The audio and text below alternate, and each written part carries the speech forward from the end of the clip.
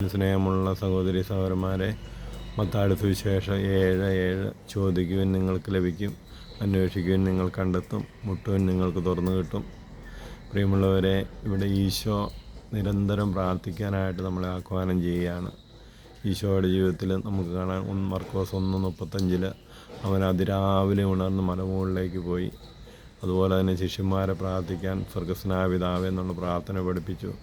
Gethsemane തോട്ടത്തിൽ ഈശോ പ്രാർത്ഥിക്കുന്നതായിട്ട് നമുക്ക് കാണാൻ സാധിക്കും.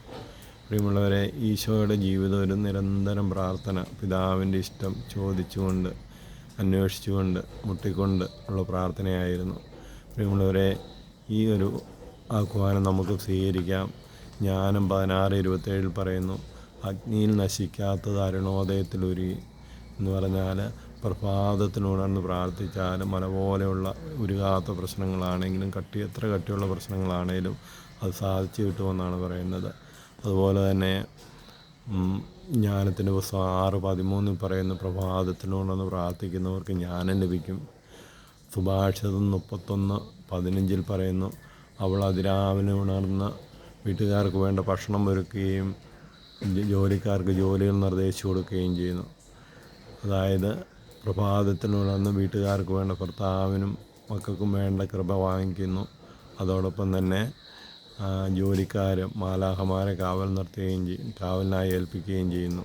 പ്രിയമുള്ളവരെ, ഇതൊരു നിരന്തര പ്രാർത്ഥനയുടെ ജീവിതമാണ് ഈശോ നമ്മളിന്ന് ആഗ്രഹിക്കുന്നത്. പൗലോസ്ലീഹ പറയുന്നുണ്ട്, ഇടവിടാതെ നിരന്തരം പ്രാർത്ഥിക്കുവാനെന്ന്.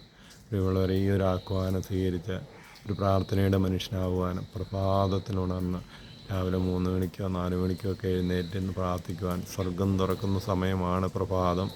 വിശുദ്ധരെല്ലാം പാതിരപ്പി പോയി വിശുദ്ധരെല്ലാം ജീവിതം നോക്കുമ്പോൾ പ്രഭാതത്തിനുണർന്ന് അവർ പ്രാർത്ഥിച്ചിരുന്നു.